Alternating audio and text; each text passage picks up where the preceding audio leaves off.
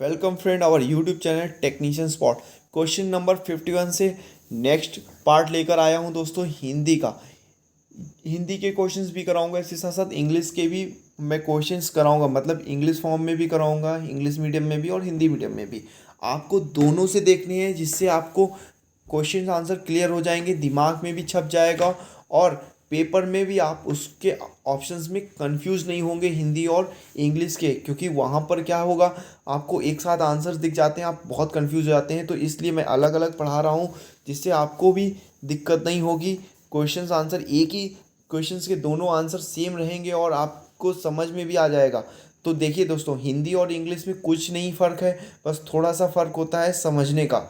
किसी को हिंदी समझ में आती है और किसी को इंग्लिश समझ में आती है। तो मैंने इसी वजह से दोनों मीडियम में आपके लिए क्वेश्चन पेपर बनाना स्टार्ट कर दिया है, वीडियो बनाना स्टार्ट करें। तो प्लीज़ चैनल को ज़्यादा से ज़्यादा लाइक करें, शेयर करें और सब्सक्राइब करना मत भूलें।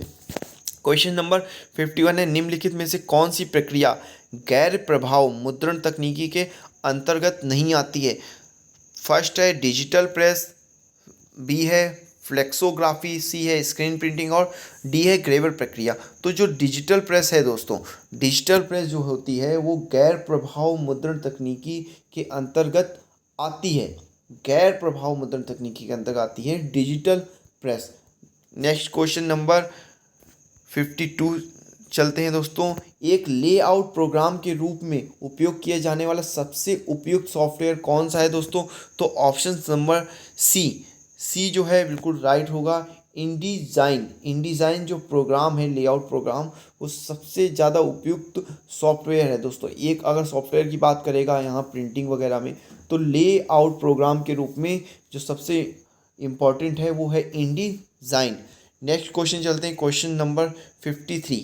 देखिए ये बहुत ही इंपॉर्टेंट क्वेश्चन है दोस्तों, ये बहुत ही इंपॉर्टेंट क्वेश्चन है, क्योंकि जितने प्रिंटिंग वाले स्टूडेंट्स हैं या जितने भी स्टूडेंट जो प्रिंटिंग का एग्ज़ाम दे रहे हैं, जिनके एग्ज़ाम में प्रिंटिंग आएगी, वहाँ पर स्पेक्ट्रम, जो विजिबल स्पेक्ट्रम है, वो आपसे ज़रूर पूछ सकता है कि किस रेंज में आपको लाइट दिखती है, किस रेंज में। तो देखिए दोस्तों, यहाँ पर रेंज दी 1000 से 1400, 1000 से 400, 700 से 1000 एनएम, मतलब आपका नैनोमीटर में है ये। तो अब देखिए क्वेश्चन, ये ऑप्शन नंबर डी जो दिया है 700 से 400, 400 से 700, जो 400 से 700 के बीच में रेंज रहती है, वो हमारी दृश्य प्रकाश की स्पेक्ट्रम रहता है। तो ऑप्शन नंबर डी बिल्कुल राइट आंसर होगा दोस्तों। इसको आंख बंद करके, बिल्कुल कभी भी आंख बंद के भी पूछ लिया जाए ना, तो भी आपके जवान पे होना चाहिए कि 400 से 700 की जो रेंज होती है वो दृश्य प्रकाश स्पेक्ट्रम होता है। नेक्स्ट क्वेश्चन चलते हैं दोस्तों। क्वेश्चन नंबर है, एक स्याही विशेष रूप से वांछित रंग उत्पन्न करने के लिए तैयार की जाती है और सुपर इम्पोजिंग द्वारा मिश्रित करने के लिए डिजाइन नहीं की जा सकती है। देखिए दोस्तों, ऑप्शन नंबर सी जो है इसका सपाट रंग, ऑप्शन नंबर सी सही रहेगा इसका, सपाट रंग। जनन में सबसे हल्का क्षेत्र, यहाँ पर जनन जो है बायोलॉजिकल टर्म नहीं है, बायो का कोई टर्म नहीं है, यहाँ पर प्रिंटिंग है, तो इसको कहते हैं हाईलाइट। हाईलाइट सबसे हल्का क्षेत्र, हाईलाइट। जनन में सबसे हल्का क्षेत्र होता है हाईलाइट। नेक्स्ट क्वेश्चन चलते हैं, क्वेश्चन नंबर 56 कह रहा है कि परिवर्तनीय डेटा प्रिंटिंग द्वारा प्राप्त किया जा सकता है, पर परिवर्तनीय डेटा प्रिंटिंग द्वारा प्राप्त किया जा सकता है, डिजिटल प्रिंटिंग द्वारा प्राप्त किया जा सकता है, ना कि लेटर प्रेस द्वारा, ना स्क्रीन द्वारा, ना ग्रेव्योर द्वारा। तो दोस्तों ऑप्शन डी जो है राइट आंसर होगा, डिजिटल प्रिंटिंग। नेक्स्ट क्वेश्चन चलते हैं क्वेश्चन नंबर 57 की ओर। 57 क्वेश्चन कहता है कि गिलोटिन मशीन में हार्ड पेपर स्टॉक काटने के लिए निम्नलिखित में से कौन सा चाकू कोण पसंदीदा है? देखिए ये भी क्वेश्चन बहुत इंपॉर्टेंट रहने वाला है जब पेपर कटिंग की बात आती है दोस्तों। और देखिए पेपर कटिंग से जो एक टीथ कट था, हेलिकल हेलिकल हेलिकल के बारे में आप जानते हैं ना, ये भी आपके 2-3 क्वेश्चंस में बार बार पूछा गया है हेलिकल के बारे में। तो यार ये क्वेश्चन ध्यान रखिएगा, कटिंग से रिलेटेड एक क्वेश्चन ज़रूर आएगा, एक या मोस्टली 2 या 3 क्वेश्चंस आएंगे, क्योंकि 30 डिग्री जो है इसका स्टॉक काटने के लिए, हार्ड पेपर का स्टॉक काटने के लिए जो चाकू का कोण होगा वो 30 डिग्री का होगा। बहुत ही इम्पॉर्टेंट है, मोस्ट इम्पॉर्टेंट है, ये छपेगा, ध्यान रखिएगा दोस्तों। नेक्स्ट क्वेश्चन चलते हैं। सॉरी सॉरी सॉरी सॉरी, ये ऑप्शन नंबर बी इसका राइट आंसर रहेगा 22 डिग्री। दोस्तों 22 डिग्री रहेगा, बाई मिस्टेक 30 डिग्री हो गया, ये इसका ऑप्शन नेक्स्ट क्वेश्चन में है, वो मैं बताऊंगा कि 30 डिग्री कहाँ पर है। ये ऑप्शन नंबर बी सही रहेगा इसका। 22 डिग्री जो होता है वो कोण सबसे पसंदीदा कोण होता है, ध्यान रखिएगा दोस्तों। Option number B hard paper को काटने के लिए। नेक्स्ट क्वेश्चन है जब कागज़ की एक सीट को समकोण पर व्यवस्थित दो फोल्डर से गुजारा जाता है और सीट को समान रूप से मोड़ा जाता है तो परिणामी तह को इस प्रकार वर्णित किया जा सकता है। देखिए, जब कागज़ की एक सीट को समकोण में व्यवस्थित करके दो फोल्ड किए जाते हैं, फिर उनको एक दो फोल्डर से गुजार के सीट के रूप में मोड़ा जाता है, तो यहाँ पर 8 पृष्ठ समकोण बनते हैं। देखिएगा, इस प्रकार वर्णित किया जाता है तो परिणामी 8 पृष्ठ समकोण बनाता है। ऑप्शन नंबर डी इसका राइट आंसर रहेगा। 59 कह रहा है कि जब एडहेसिव मतलब जब चिपकाव की संरचना एडहेसिव प्रवाहित होता है, संरचना में जब एडहेसिव की संरचना में एडहेसिव प्रवाहित होता है या आसंजन के लिए सतह की अनियमितताओं को कहा जाता है। देखिए, ससंजक बल, आसंजक बल के बारे में मैं आपको बता देता हूँ कि चिपकाव की दर ज़्यादा अच्छी होगी तो वहाँ ससंजक बल होगा, कम होगी वहाँ आसंजन बल होगा, आसंजन होगा। देखिए, तो वहाँ पर क्या कहा जाता है इसको, तो इसको कहते हैं भौतिक आसंजन। इसका option number A right answer होगा, इसको कहते हैं भौतिक आसंजन। क्वेश्चन नंबर 60 की ओर चलते हैं दोस्तों। क्वेश्चन नंबर 60 कह रहा है पहले से उजागर प्लेट के हिस्से को सुरक्षा के लिए ठोस क्षेत्र का एक मुखौटा है।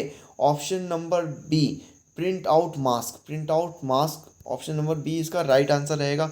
61 क्वेश्चन में चलते हैं। 61 क्वेश्चंस क्या कहते हैं, जब वर्णक में किसी दी गई तरंग दैर्घ्य को विकिरण ऊर्जा को अवशोषित करने फिर इस ऊर्जा को एक अलग तरंग दैर्घ्य पर उत्सर्जित करने का गुण होता है, उसको कहते हैं प्रतिदीप्त, उसको कहते हैं दोस्तों प्रतिदीप्त।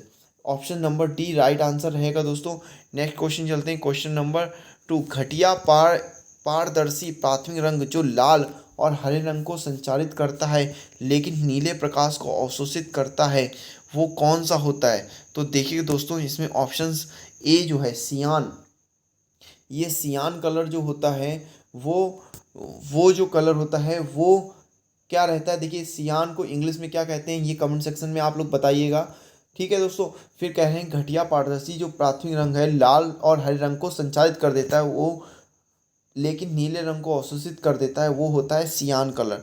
नेक्स्ट क्वेश्चन चलते हैं। क्वेश्चन नंबर 63 क्या कह रहा है कि एक कंप्यूटर संचालित एल्गोरिथम जो यादृच्छिक रूप में हाफ टोन डॉट जानकारी को फैलाता है, इसको क्या कहते हैं, स्टोकेस्टिक स्क्रीनिंग।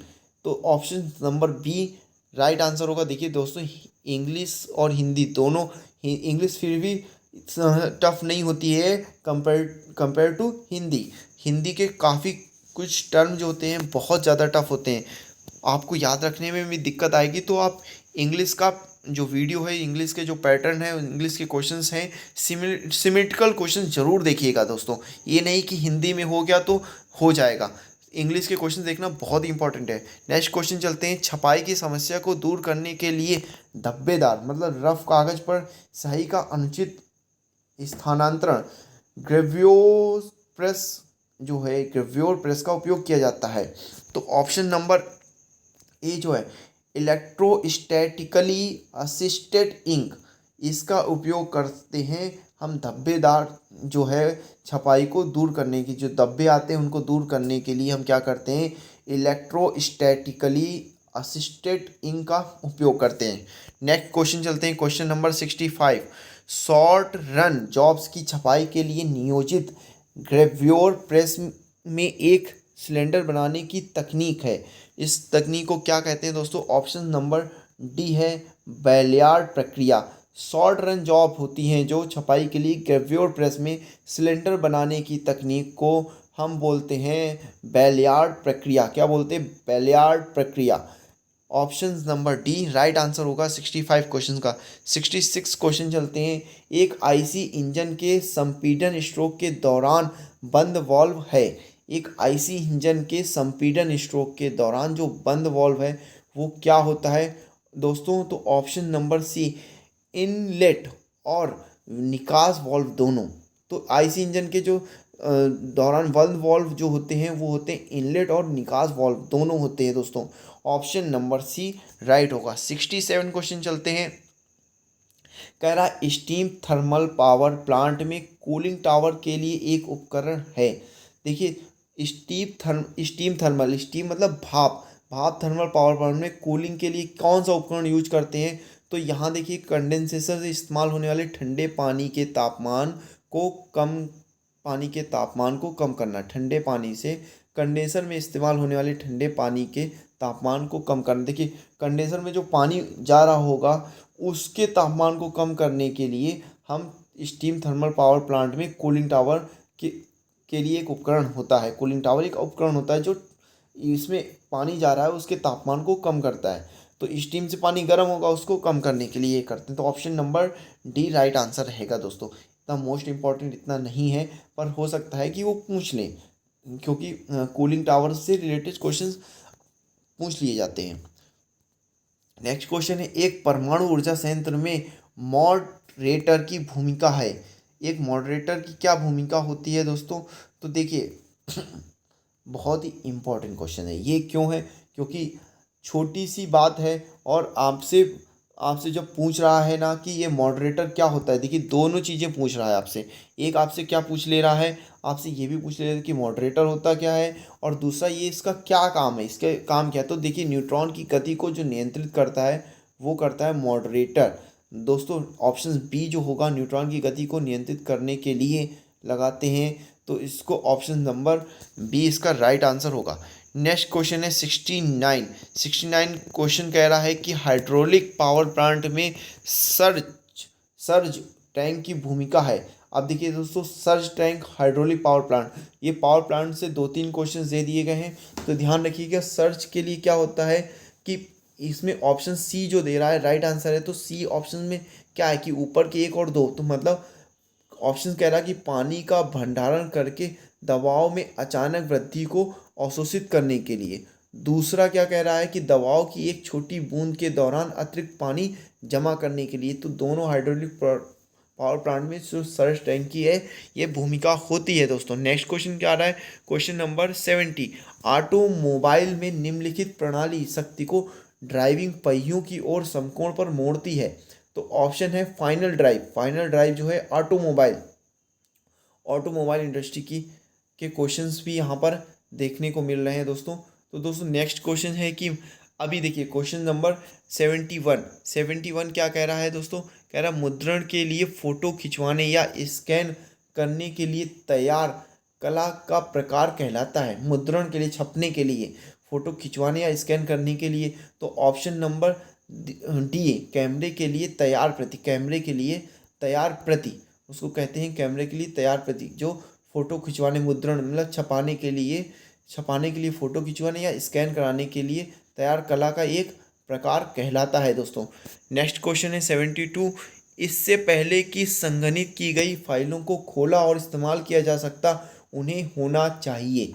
देखिए बहुत ही अच्छा क्वेश्चन है ये 72 की हमने स्टोर की गई फाइलों को खोला और इस्तेमाल किया जा सकता है उन्हें होना चाहिए। ए विघटित बटा होना चाहिए, कटा होना ये विघटित होना चाहिए तो उनका विघटन होना चाहिए। Option number A right answer होगा दोस्तों।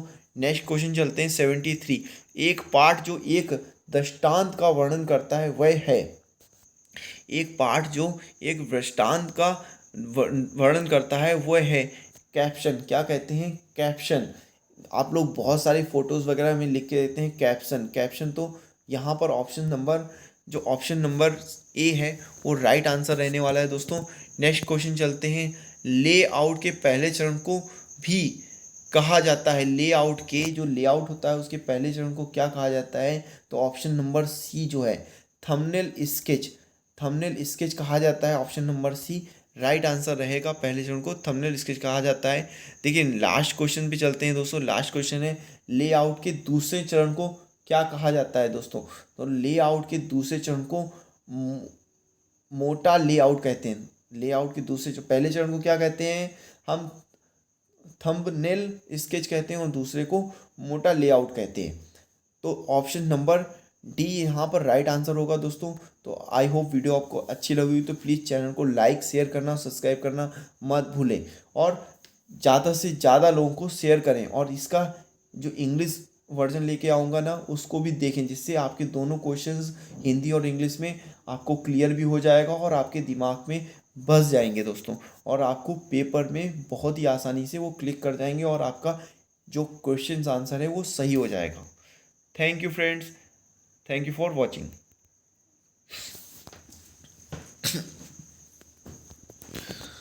हाय मेरी माँ।